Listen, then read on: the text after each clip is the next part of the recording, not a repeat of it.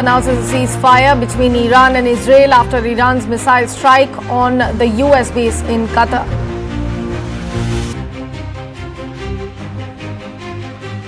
US President Donald Trump thanked Qatar's Emir in response to Iranian strike, says, and let me quote him here, "I'd like to thank the highly respected Emir of Qatar for all that he has done in seeking peace for the region."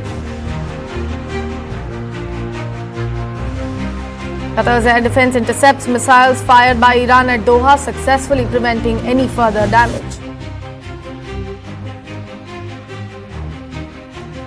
With the ongoing war between Iran and Israel, oil prices are surged to the highest level since January as Washington's weekend move to join Israel in attacking Iran's nuclear facilities stoked supply worries.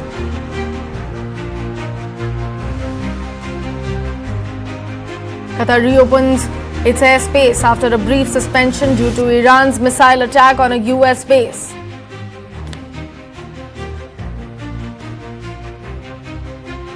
As Iran-Israel conflict rages on, protests erupt globally. Thousands of protesters gathered outside the US embassy in Athens, condemning American strikes on Iran. Meanwhile, hundreds of Pakistanis also protested against the US attacks.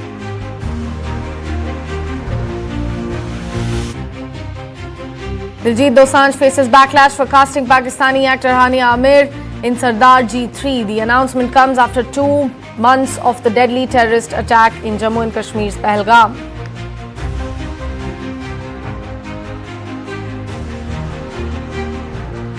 In the first test, day 4 at Headingley, England will now go into the final day, needing 350 runs to claim a famous win, with all 10 wickets still in hand.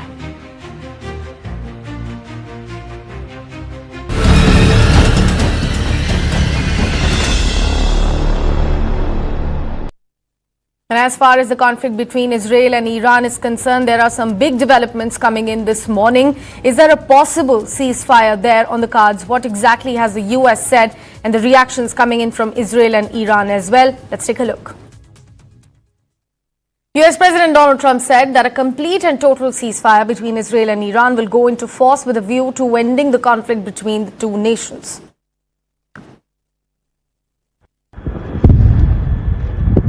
Explosions were heard across Doha on Monday as Iran launched missiles at a U.S. airbase in Qatar's capital. The attack was retaliation for U.S. airstrikes on Iranian nuclear sites over the weekend, when it joined Israel's air war against Tehran.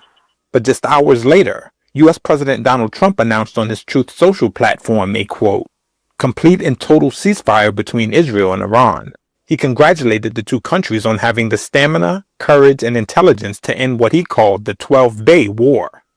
Trump had said Iran gave the United States notice prior to the missile attack in Doha, which he said made it possible for no lives to be lost. Early on Monday, Israel bombed a political prison in Tehran, in a renewed demonstration of its willingness to strike not only military and nuclear targets, but key pillars in Iran's ruling system. The Trump administration maintains its aim is to solely destroy Iran's nuclear program, not to open a wider war.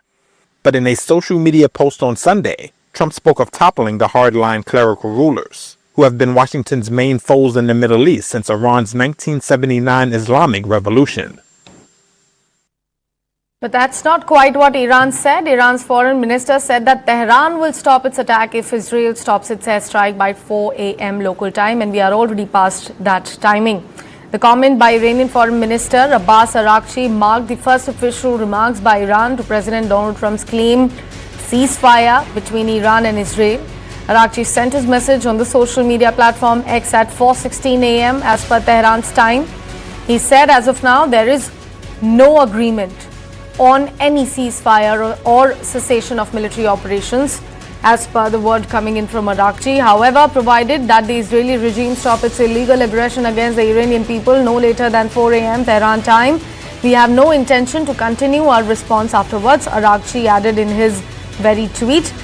The final decision on the cessation of our military operations will be made later, he added.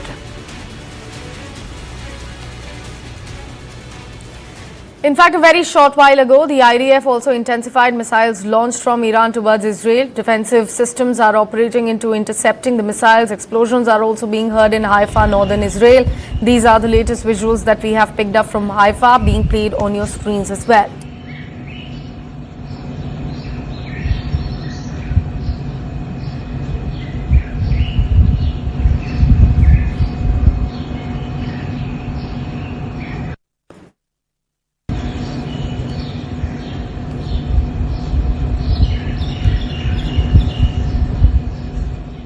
But let's bring you more clarity. Let us now tell you what we know and we don't know about this war. US President Donald Trump announced in a social media post that Iran and Israel have agreed to a ceasefire.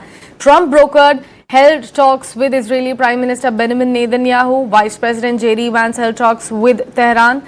Qatar's Prime Minister reportedly secured Iran's agreement. Strikes continued between Iran and Israel with reports of explosion being heard in Tehran. And then after ceasefire announcement, IDF issued evacuation warning for several parts of Tehran. Iran's foreign minister says there is no ceasefire. Israel has not responded to the ceasefire announcement that came in from the US. Now the question is, will the ceasefire last beyond the stipulated 12 hours or not? So a lot of claims that have been made out there in public, but no reactions coming in from those who are actually involved. Let's discuss this further with defense and strategy expert, retired Lieutenant General Sanjay Kulkarni, joining us early this morning. So thank you so much for speaking to News9. A very good morning to you. Now, we have heard that US President Donald Trump has claimed that he has brokered the peace or ceasefire between Iran and Israel. It will take a couple of hours or couple of days. But the same sentiment has not been echoed by the word that we heard from Iran. And there's no, official statement that came out from Israel either.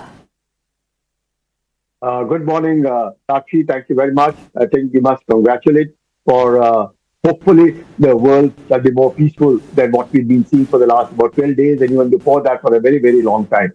I sincerely hope, and since Trump himself has come out with that statement and he has said so that there is a ceasefire, and Trump hasn't spoken on his own, he has Israel, because Israel cannot act without the USA, and USA would not make an announcement without taking the consent and taking Israel along. Not just Israel along, it has also taken Iran along, because there is now a U-turn from Iran itself. You're right, absolutely, that no official statements are coming of the ceasefire from the affected countries, that's Iran and Israel. But notwithstanding, it appears though that the ceasefire has been broken. The Qatar have been very, very instrumental, and therefore Trump himself has also congratulated and thanked the Qatar prince for the role taken in getting the ceasefire done. And after what, because the Iran announced, rather informed Qatar that they were to attack the US airbase, that is Al-Qaeda over there, to Al-Umaid, and therefore there was no damage whatsoever. The missile fire were intercepted, no damage, no loss of human life, indicative that probably Iran had also reached its dead end of not wanting to fight too long. Israel was also feeling the heat of the Iranian missiles for quite some time. And, the basic aim of having neutralized Iran from not pursuing the nuclear weapons program, that had been achieved by bombing the 3 nuclear sites, which were Natanz, Isfahan, and Fordo. So that is indicative. And thereafter, of course, the regime change, which was presumably an aim plus, in which they wanted that if Khamenei could be removed from, well, that is something you're asking for more, because the regime change would be it is of the people and for the people of Iran to decide what and who they want to be governed by. We cannot dictate, nobody in the world can dictate to Iranians that they will have so and so as their next ruler. So that's not done. So keeping that in view and having achieved that aim, having conveyed, and I think both the countries having reached its limits of, sooner or later, one of them had to get exhausted. But Iran, obviously, all said and done, what it was seen 12 days back to what it had recovered, retaliated, and felt Israelis the heat of the Iranian missiles is indicated that Iran also did not surrender as was desired by Trump. But notwithstanding that, I think it's an honorable exit, a win-win situation for one and all. Hopefully, the world should see a more peaceful this thing, and that 24th and 25th, I think today and tomorrow are the NATO Brussels meet where Trump is expected to go, Right. and hopefully that there also the Russian and the Ukraine thing will get decided, because Putin also has made an offer of a ceasefire that he wouldn't Right. mind talking on the Ukraine issue. So there's a lot of good things happening. I think we want to Absolutely. take. Absolutely. Lieutenant General Kulkarni, I'll request you to please pause for a moment. My apologies for that. We have got a big breaking news coming in. Israeli Prime Minister Benjamin Netanyahu has now declared that Israel and Iran have in fact reached a comprehensive ceasefire agreement, bringing an end to nearly 2 weeks of intense fighting. Speaking to the media, Netanyahu has said, let me quote him here, that I announced a comprehensive ceasefire agreement with Iran. The fighting of the past 12 days with Iran will end. In fact, added that this is a comprehensive ceasefire agreement with Iran, which will gradually take effect in the coming few hours. Israel will continue to maintain its security and the necessary freedom of action at all times and places. So we have the big statement coming in from Israeli Prime Minister Benjamin Netanyahu himself. Lieutenant General Kulkarni, this was the official statement that we've been waiting for. Now, Iran, on the other hand, has said that, we have never been the one who started it. But we are also, those who know us should also know that we are not the one who will surrender first. And now the Israeli Prime Minister had made the statement. US President said that Iran will initiate the ceasefire first, followed by Israel. What do we make of the situation amidst all of that? See, irrespective of the egos involved, Sakshi, we look back that 1967 was a 6-day war against the time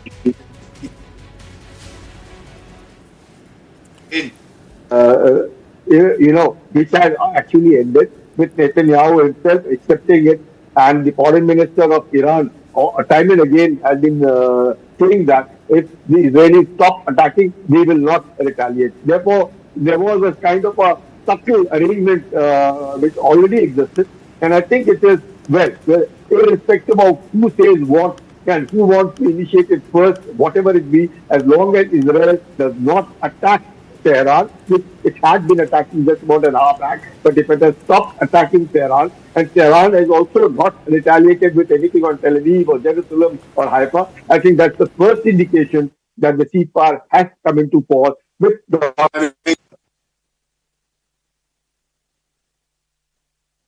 law will stand the test of time. I think it's excellent. One couldn't have asked for more. I personally would say that it's a win-win situation, and Israel has achieved its aim of not wanting Iran to get nuclear regime change. Well, that's nothing. That was not the basic aim. That was an aim plus. That should be set aside. USA also accepts, and more than anything else, USA has proved in the world that it is number one, and that there is no one. We've seen China at the fence sitter. We've had Russia wanting to do a lot, which Russia did, but then Russia is themselves involved for the last 3 years with the war in Ukraine. But there is no denying the fact that USA comes out number one in the world. Much that you might say a multipolar world, but USA seems to count a lot. Donald Trump, with the kind of leadership and the maverick qualities that he has, he's proved time and again that he has a knack, a way, a means of wanting to settle issues, settle, and therefore I hope when he meets in Brussels, he manages the NATO countries where he insisted on 5% of the GDP, he brings it down to 2% of the GDP, ensures Putin goes in for a ceasefire, and that Ukraine also goes, ends, and therefore even Iran and all these radical establishments and terrorist organizations like the Hamas, the Hezbollah, the ISI, the Houthis, and all of them dissolve, and that people see sense, and this radicalization must end. Some introspection by various communities are a must, so that only then can there peace in the world. Otherwise, this kind of terrorist organizations, terror is a terror, and it must be eliminated. And it is not just Iran, which is the number one terror country in the world, but it is Pakistan, which which uses terrorism as an instrument of state policy. So everybody in the world must realize that we must put an end to terror, and that's in the finest hour, I think, in the world today. We will be back to, because really, the world has gone through absolute torture, terror, and the difficulties. We are lucky in India that we haven't suffered as much as what the world has suffered, and therefore we want to be grateful that we must continue pursuing peace. We have excellent relations with Iran. We have excellent relations with Israel. Iran relations have been proven the way our children have come back from Iran. The airspace being provided by Iran to us. The day our Prime Minister spoke to the President of Iran. All this is indicated that we have very good relations with Israel. We have very good relations with Iran. And let's hope that peace prevails and all our IMEEC corridor to Haifa, the Shahabar port to Iran, to Central Asia, all these projects which are held in abeyance because of the kind of situation over there, start, and we all see good progress. Right. And India plays its role in the world today. Yeah. Absolutely. We'll hope for peace only. Lieutenant General Kulkarni, thank you so much for joining the chat here. We are looking at a situation where US has already trumpeted their victory amid the conflict which was between Israel and Iran. The big word has already come in from Israeli Prime Minister Benjamin Netanyahu confirming that word ceasefire agreement between Israel and Iran. We'll continue to track all the details, but it's time for a quick commercial break. Do stay with us.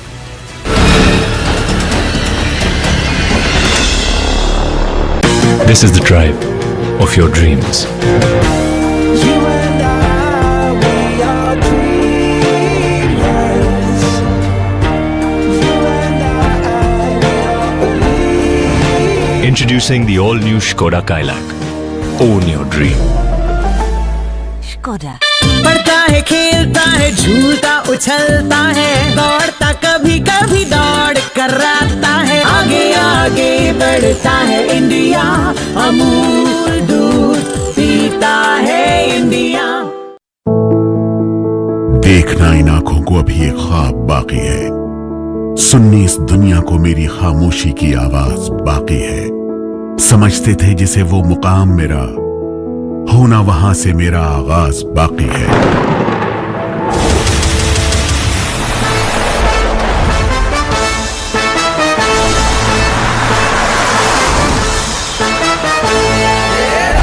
Tata Motors प्रस्तुत करता है अब मेरी बारी TV9 network के साथ। कर लीजिए सपनों को साकार करने की तैयारी, कहेंगे आप भी जल्द अब मेरी बारी।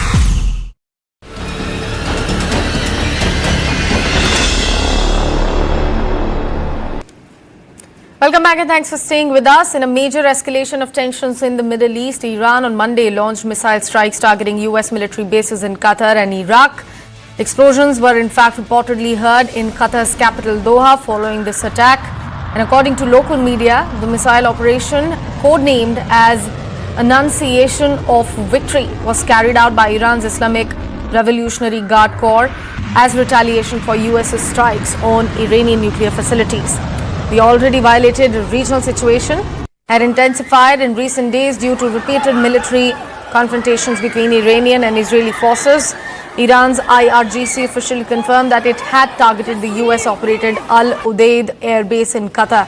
The base, located southwest of Doha, the one that you can clearly see on your screens, serves as the forward headquarters for US Central Command or CENTCOM, which directs American military operations across a vast region stretching from Egypt to Kazakhstan. Established back in the year of 1996 under a defense cooperation agreement, Al Udeid is the target US military installation in the Middle East and hosts approximately 10,000 troops.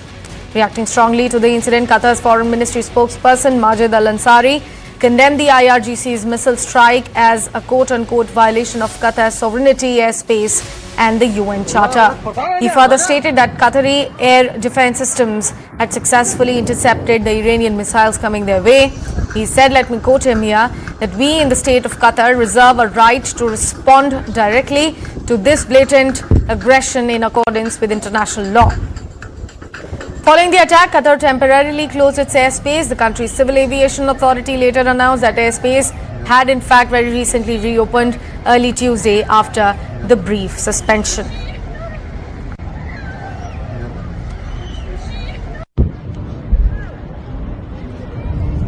They started bombing.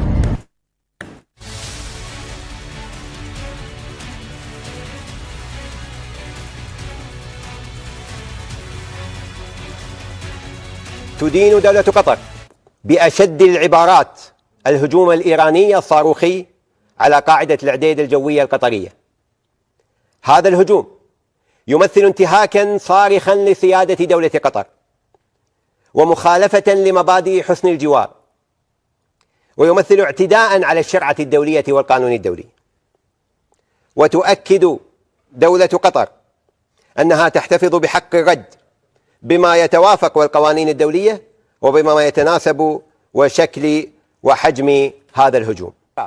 وأمام جميع دول المنطقة إلا العودة للسبل السلمية، ونحن نعتبر هذا الهجوم مفاجئا في ظل مواقف دولة قطر وحرصها على حسن الجوار وانتهاجها الوساطة لحل الأزمات.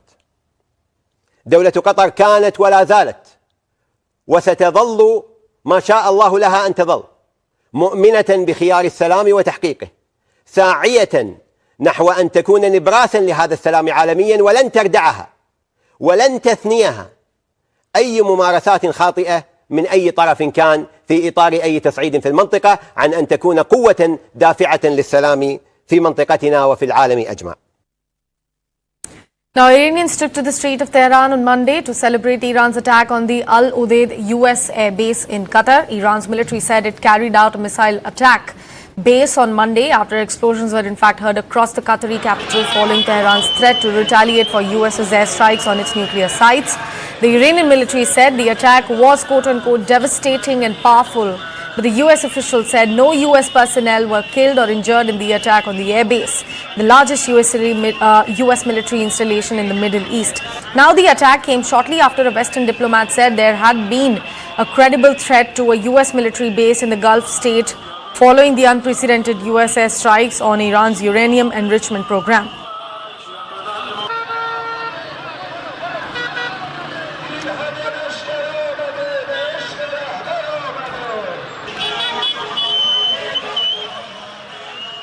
In the series of development, US Vice President J.D. Vance said on Monday that Iran was no longer able to build a nuclear weapon after US strikes destroyed its infrastructure. Iran was very close to having a nuclear weapon, J.D. Vance said in an interview to Fox News, adding that now it is incapable of building a nuclear weapon with the equipment they have because we destroyed it. Listen into what J.D. Vance said. We have to talk to Iran and, of course, to Israel about what the future holds, because while we have obliterated the Iranian nuclear program, our hope and our expectation is that they're not going to try to rebuild that program. And I think that's what the president is really trying to figure out here, is to build a long-term settlement here to where we can have peace in the region, where our regional allies and, of course, the American people, most importantly, can be secured, but where we can ensure that the destruction of the Iranian nuclear program that has already happened is not something they try to rebuild. The big concern, Brett, and this is again what we destroyed, is their ability to enrich uranium. If they have 60% enriched uranium, but they don't have the ability to enrich it to 90%, and further, they don't have the ability to convert that to a nuclear weapon, that is mission success. That is the obliteration of their nuclear program, which is why the president, I think, rightly is using that term. But here's the question. If Iran is desperate to build a nuclear weapon in the future, then they're going to have to deal with a very, very powerful American military again. Our hope is that the lesson that the Iranians have learned here is, look, we can fly a bunker buster bomb from Missouri to Iran completely undetected without landing once on the ground, and we can destroy whatever nuclear capacity you build up. I think that lesson is what's going to teach them not to rebuild their nuclear capacity. In fact, both Israel and the Trump administration have raised the issue of quote-unquote regime change in Iran, with the US president calling Supreme Leader Ayatollah Ali Khamenei, who is in hiding, an easy target. According to insiders, Khamenei's secession planners have stepped up their efforts to name who would take the next helm. The clock is ticking for senior clerics seeking to name a successor to Iran's Ayatollah Ali Khamenei, in case he is killed. Iran's supreme leader has gone into hiding. US President Donald Trump and Israel have publicly speculated about killing Khamenei and about so-called regime change. Since Israel attacked Iran, a three-man committee of clerics tasked with identifying his replacement has accelerated its planning.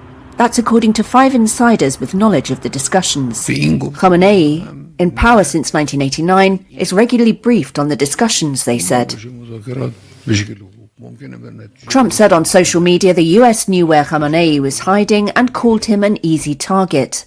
Ali Vaez of the International Crisis Group think tank says change at the top could also come from within. The second possibility is that there are elements within the Revolutionary Guards who might be frustrated with his leadership and management of the country's deterrence, which is now in ruins as a result of about 9 months of serious confrontation between Iran and its allies in the region and Israel, decide that at age 86 he has become too cautious, too passive, too indecisive, and needs to be pushed aside. So who might be the next supreme leader of Iran? Two frontrunners have emerged, the insiders said. One is Khamenei's 56-year-old son Mujtaba, who aligns closely with his father's hardline policies. A mid-ranking cleric, Mujtaba has never held an official position in the Islamic Republic, but he has close ties to the Revolutionary Guards and is said to exercise influence behind the scenes as the gatekeeper to his father. Vaez believes appointing the leader's son would be too risky. One has to understand that this is a revolutionary regime that came to power in 1979, overthrowing a dynastic monarchy. It has lost a lot of legitimacy over the years, and now it's at one of its weakest points ever. If it also comes full circle and becomes a hereditary system itself, I think it really removes the last leg that it's standing on, even in the eyes of its own core constituents. The clerics are also considering a more moderate face to ward off foreign attacks and internal revolts, one insider said. The other top contender is the grandson of Ayatollah Ruhollah Khomeini, the Islamic Republic's founding father. Hassan Khomeini is allied with the reformist faction that favours the easing of social and political restrictions. But he also commands respect among senior clerics and the Revolutionary Guards because of his lineage, the insiders said. The succession planners are aware that Khomeini is likely to be more palatable to the population than a hardliner, they said. Last year, he warned of a crisis of rising popular dissatisfaction among Iranians due to poverty and deprivation. It will be a smart move for Ayatollah Khamenei to appoint or push for Hassan Khomeini to become his successor, simply because this is a revolutionary system that was born out of the ideas of its founder, Ayatollah Khomeini, whose grandson remains very popular. He also appears to be a relative moderate and pragmatic figure. Under the constitution, any contender should hold the rank of Ayatollah and also be devoted to Khomeini's revolutionary ideals, according to one insider. Other clerics are being considered, and Vaez says a complete unknown is also possible. If the concept is that the real power behind the veil, which is the current office of the Supreme Leader, in which his son Mujtaba is a key powerful figure, and the Revolutionary Guards are seeking to just preserve the facade of the current system and appoint a leader who's no longer supreme and doesn't really rule and is just a figurehead, then it is possible that they would put forward a candidate that no one has ever heard of and would not really hold the same levers of power that Ayatollah Khamenei has held now for more than 30 years. And with that, it's a wrap from my side, but don't go anywhere. Big news and headlines will be continued here on the other side of News 9. Do stay with us.